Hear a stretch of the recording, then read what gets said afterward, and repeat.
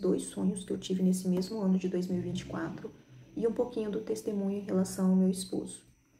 Geralmente, quando eu tenho sonhos que são muito vívidos para mim, é como se fosse uma realidade, como se eu estivesse realmente, sabe, acordada. Eu tenho o costume de escrever e anotar a data de quando eu tive esse sonho, porque ele foi muito nítido para mim. O primeiro sonho que eu tive foi no mês de janeiro, no dia 27 de janeiro. E ele foi assim: eu estava em um cômodo, e esse cômodo, num sonho, para mim, ele representava a minha casa. Tinha uma cama dentro deste cômodo, e estava eu, minha mãe, e também tinha um ser masculino, que eu tinha certeza que no sonho era Jesus Cristo. E ele ficava sentadinho num banco, como se ele estivesse cuidando de mim e da minha mãe. De frente da cama que tinha naquele cômodo, tinha uma porta. E essa porta ela dava de frente para uma rua. Essa rua ela era como forma de T. Então, passava uma rua na frente e de frente para a porta tinha uma outra rua que ela era íngreme, ela era uma descida. Então, eu me lembro que teve um dado momento, era noite no sonho, e eu e minha mãe ia nos deitar para dormir. Quando nós íamos deitar, eu escutei trotes de cavalo, e a porta ela é como se ela estivesse entreaberta. Quando eu escutei aqueles trotes de cavalo, eu me lembro que eu senti muito medo. E eu fui correndo para levantar e fechar aquela porta. Aí o cavalo passou, e esse cavalo ele estava em chamas.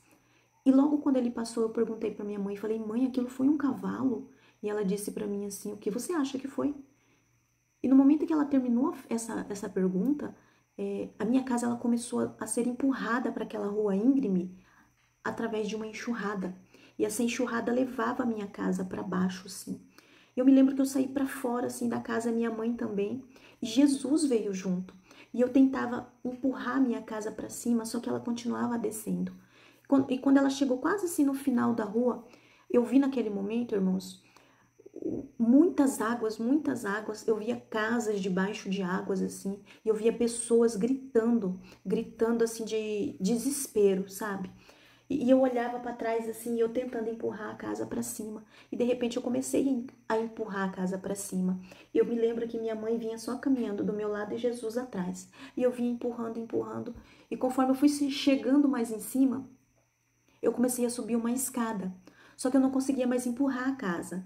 E o que eu fiz? Eu peguei essa casa e como se eu tivesse jogado ela em cima dos meus ombros. E eu continuei subindo aquela escada com minha mãe e Jesus. E eu ia com ela em cima das costas. E eu me lembro que eu cheguei assim no topo da escada, tinha um círculo muito grande. E eu sabia que eu tinha que guardar a minha casa em cima, bem no meio ali daquele círculo redondo. Só que no sonho não era a hora de eu colocar a casa ali naquele momento.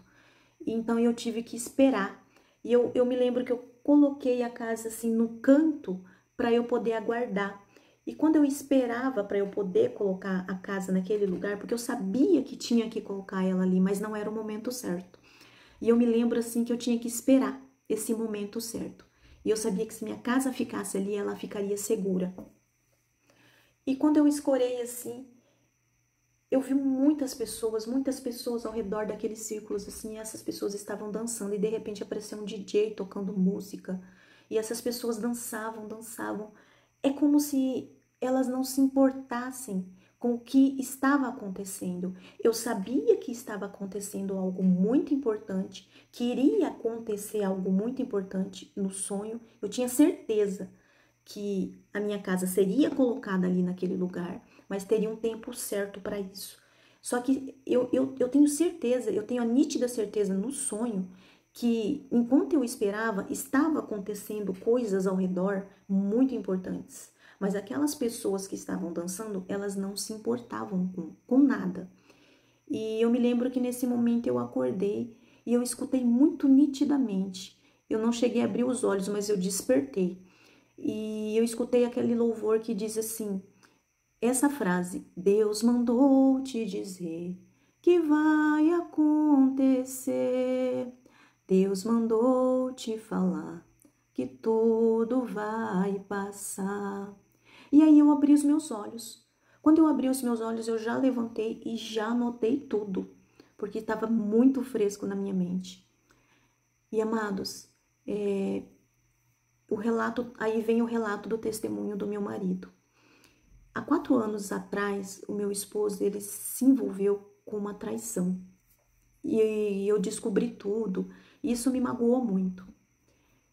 Só que o meu marido, ele tinha se arrependido, e ele tentava me mostrar isso todos os dias.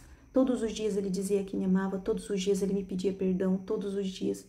Só que o passado, ele vinha na minha cabeça, e isso não deixava com que eu vivesse feliz com o meu marido. Então eu brigava com ele o tempo todo, eu jogava na cara dele o tempo todo, eu me lembrava daquilo o tempo todo. E como eu brigava muito com ele, o ano passado, o meu marido, nós não estávamos indo em igreja nenhuma, mas eu me lembro que eu estava orando dentro de casa, eu estava jejuando e lendo muito a palavra. E o meu marido, ele encontrou um amigo dele que ele não via há anos. E Deus, acho que foi Deus que colocou aquele rapaz na vida dele. E meu marido chegou em casa e falou assim: amor, eu encontrei o Baez e ele pediu pra gente ir na igreja junto com ele, pra visitar a igreja dele. E eu disse assim: então vamos. Porque eu já estava orando pra Deus mostrar uma igreja pra nós irmos, sabe? E nós fomos, foi em janeiro, no comecinho de janeiro. E nós gostamos muito. E ali a gente ficou. E eu me lembro que meu marido, ele começou a orar também, não muito, mas ele começou a orar, ele começou a jejuar, porque ele via eu jejuar muito. Aí nós começamos a ir nessa igreja, começamos a frequentar ela e começamos a buscar um pouquinho mais a Deus. E eu me lembro que eu ainda continuava brigando com meu marido por causa do passado. Então, amados, não deixe que o passado estrague um momento de felicidade na sua vida. Viva os melhores momentos que você pode viver com Cristo, colocando Cristo no centro de tudo. Tudo pode ser juntado da forma que Cristo quer. E eu me lembro que eu brigava muito com ele. No dia 14 de março, eu chamei uma irmã da igreja, que é a esposa desse rapaz que chamou a gente para ir lá. Chamei ela para conversar. Gleice, não sei se eu quero continuar com o meu marido, porque eu brigo muito com ele. E conforme eu brigo, eu tenho a sensação de que eu saio da presença de Deus. Então eu não queria isso para mim, porque eu quero buscar Deus, eu quero Deus na minha vida, eu quero ser uma adoradora dele. E amados, eu me lembro que ela orou comigo, nós oramos juntas, chorei bastante. E a partir daquele momento, irmãos, o meu marido, ele se transformou durante um mês. Ele mudou da água para o vinho completamente. O meu marido, ele virou um adorador do Senhor. Ele virou o marido que eu queria. E eu me lembro que ele começou a orar, ele começou a jejuar, ele começou a buscar Deus nas madrugadas, ele começou a ler a palavra, ele escutava louvor o tempo todo. E no dia 14 de abril, nós fomos à igreja e o meu marido, ele se rendeu completamente. A gente chegou dentro da igreja, logo que a gente chegou, ele se ajoelhou na cadeira para orar. E eu até assustei, porque nós nunca fizemos isso. E ele orou ali naquele momento e era dia de Santa Ceia do Senhor. Nós participamos da Santa Ceia. Eu me lembro que a pastora perguntou assim: quem quer realmente trabalhar para Deus hoje? Meu marido, ele se levantou, foi lá na frente. Eu não fui, amados. Foi só ele foi sozinho. Ele foi lá na frente. Eu me lembro que quando a gente entrou dentro do carro, assim, para vir embora para casa, ele disse assim para mim: amor, por mais que você não queira, eu vou me filiar a esta igreja porque eu quero trabalhar para Deus. E no dia 15, o meu marido, ele se internou para fazer uma cirurgia muito fácil. Era uma cirurgia de refluxo. Ele faria num dia e sairia no outro. Só que, meus irmãos, o meu marido, ele passou pela cirurgia, entrou no pós-operatório, ficou 3 horas no pós-operatório. Aí eles viram que ele estava bem, mandaram ele para a enfermaria. Ele chegou na enfermaria e eu tinha mandado uma mensagem para ele mandar alguma coisa para mim assim que tivesse terminado. E ele mandou uma mensagem assim: amor, já estou no quarto, tá tudo bem, graças a Deus. E ele tentou me ligar, só que eu não estava com o celular nas mãos e eu não vi a ligação. Quando eu tentei falar com ele de novo, eu já não consegui mais falar com ele. Amados, acredito que no momento em que eu estava tentando falar com ele, o meu marido estava tendo uma parada cardiorrespiratória. Os médicos até hoje não sabem o porquê meu marido teve essa parada cardiorrespiratória. Porque eles falam assim que ele estava muito bem no pós-operatório. Ele estava bem conversando com todo mundo, dando risada. E quando ele chegou na enfermaria, aconteceu isso, uns 15 minutos depois que ele estava lá. Então, assim, meu marido, ele ficou entubado durante 12 dias. Lembre-se que Deus, ele trabalha com os números perfeitos, que é o número 3, número 7 e número 12.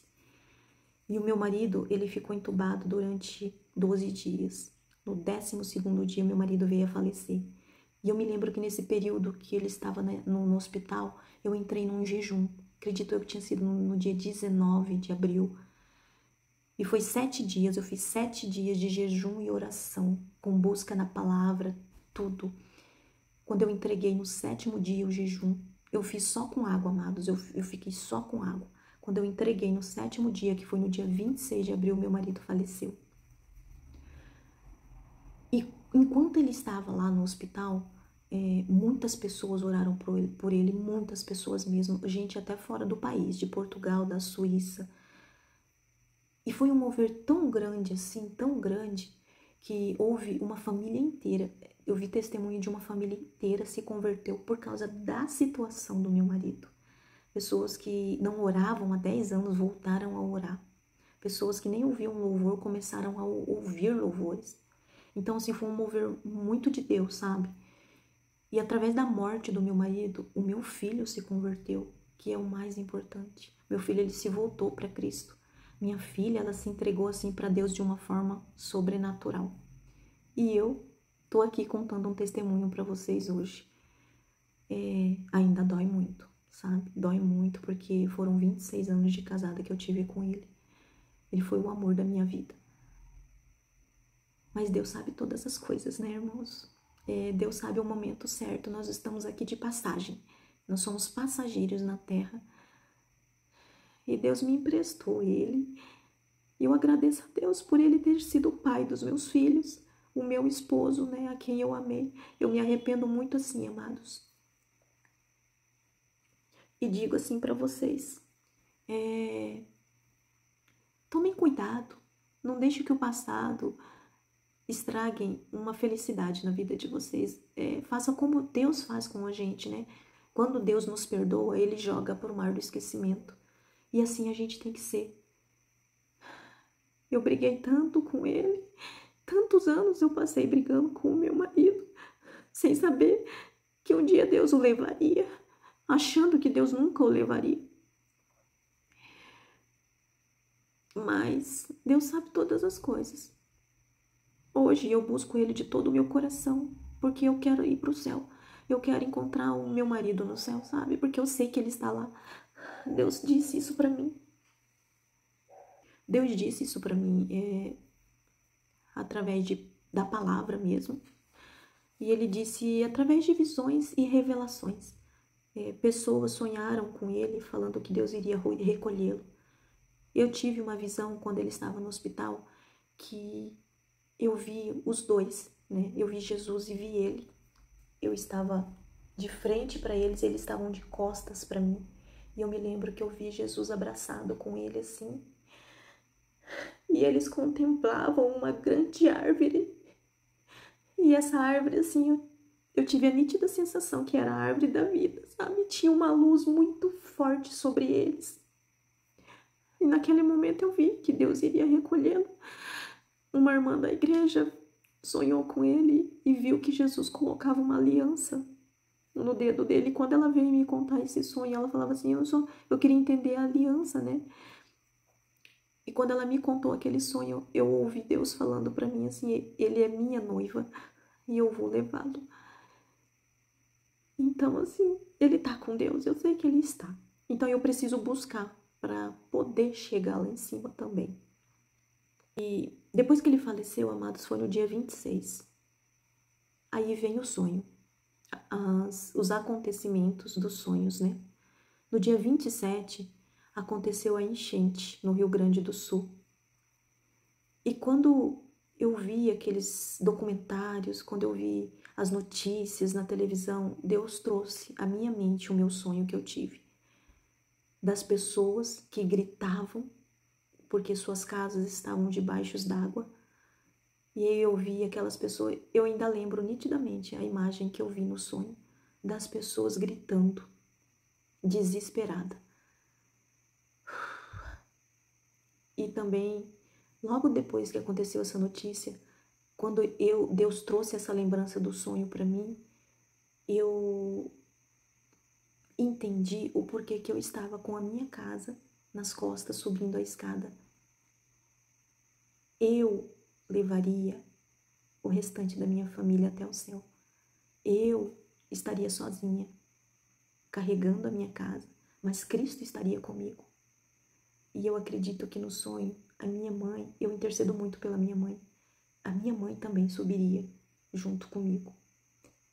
E quando ouve aquela música, Deus mandou te dizer que vai acontecer, Deus mandou te falar. Eu acredito assim que eu vou conseguir chegar no reino dos céus. Se eu continuar na presença de Deus, eu vou conseguir. E Deus me deu assim a revelação do sonho no dia em que eu fiquei sabendo da notícia no Rio Grande do Sul, né? Acredito eu que aquele cavalo de fogo que passou na frente pode ter relação às queimadas. Nesse quesito, Deus não me deu revelação, sabe? Mas eu deduzo que houve muita queimada neste ano de 2024, né, amados? 3 meses depois que meu marido faleceu, eu tive um outro sonho. E esse sonho, ele foi muito rápido, mas foi muito nítido para mim também. Eu estava de frente com um relógio muito grande, e esse relógio, ele passava o tempo. E eu me lembro que eu tinha que encher vasos de barro, e esses vasos eu enchia de água. E eu pegava uma jarra, enchia de água, pegava uma jarra, enchia de água. Só que tinha mais 2 pessoas que tinham que me ajudar a encher esses jarros de água. Só que elas não se importavam, elas ficavam conversando entre si, dando risadas. E eu me lembro que eu até briguei com eles no sonho. Eu disse assim: vamos, o tempo tá passando, tá acabando o tempo, vocês precisam encher esses vasos, me ajuda, eu falava para eles. E eu continuava enchendo, e eu me lembro que eu fiquei muito nervosa porque o tempo estava acabando. Eu tinha que encher, eu sabia que eu tinha que encher todos os vasos. Só que o tempo já estava passando, e aí eu acordei. Então Deus trouxe a revelação para mim de que nós temos um tempo para pregar o evangelho, e esse tempo está acabando, amados. Então você que aceitou Cristo na sua vida, todos nós temos uma obrigação, que é levar a palavra de Deus. Essa é a nossa missão. Então nós precisamos falar que Jesus Cristo veio, derramou o sangue dele por essas pessoas que estão perdidas no mundo. E que elas precisam se atentar que o tempo está passando. E que Cristo não pode ter feito tudo aquilo em vão, coisas que não tem que pregar. E o que nós temos que pregar é que Cristo morreu pela humanidade, que Cristo pagou um alto preço por cada vida. Não foi à toa que Jesus levou tapas no rosto. Não foi à toa que Jesus suou gotas de sangue por agonia que ele estava no Getsemane. Não foi à toa que Jesus levou chicotadas. Foi por nós. Foi por cada um de nós. E as pessoas precisam entender isso. Quando as pessoas começam a entender a essência do que Jesus Cristo fez por ele, derramou o próprio sangue. Ele não merecia, porque Jesus, ele era santo. Mas mesmo assim, por amor de cada um de nós, ele fez isso. Ele se fez uma ponte para que nós pudéssemos atravessar essa ponte e chegarmos até o reino dos céus. E se você não aceitar Jesus Cristo como seu único suficiente Salvador e começar a obedecer o que Deus quer que você faça, você não vai entrar no reino dos céus.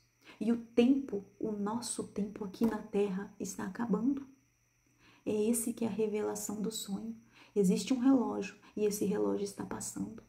E o nosso tempo está acabando. Nós não temos mais tempo. Então você que ainda não se arrependeu, se arrependa. Você que acha que está na presença de Deus, mas ainda tem os seus pecadinhos escondidos, Ele está vindo lá do céu. Então, tire isso da sua vida. Mas se você não consegue tirar, é porque você está na carne ainda. Comece a buscar Deus em espírito. Como que eu começo a buscar Deus em espírito? através de jejum e oração. E busca lendo a palavra. A Bíblia diz: conhecereis a verdade vos libertará. A verdade é Cristo. No início era a palavra estava com Deus e o verbo era Deus. A palavra é Deus. Para nós conhecermos a verdade, para sermos libertos, precisamos ler a palavra. Não vá nas ideias de quem está lá no púlpito só falando. Se ele está lendo a palavra, acompanhe para ver se ele realmente está falando certo. Chegue na sua casa, faça jejum, faça oração. Peça a Deus o discernimento para você entender o que a palavra está dizendo. Você precisa ler a palavra. Você precisa buscar, porque é ela que vai te libertar. Então, amados, não perca tempo. Por muito tempo eu fiquei sem falar da palavra de Deus. Por muito tempo eu fiquei sem levar a palavra de Deus às pessoas. E Deus, eu tenho um testemunho muito forte, amados, em relação à depressão. Eu tentei suicídio 8 vezes.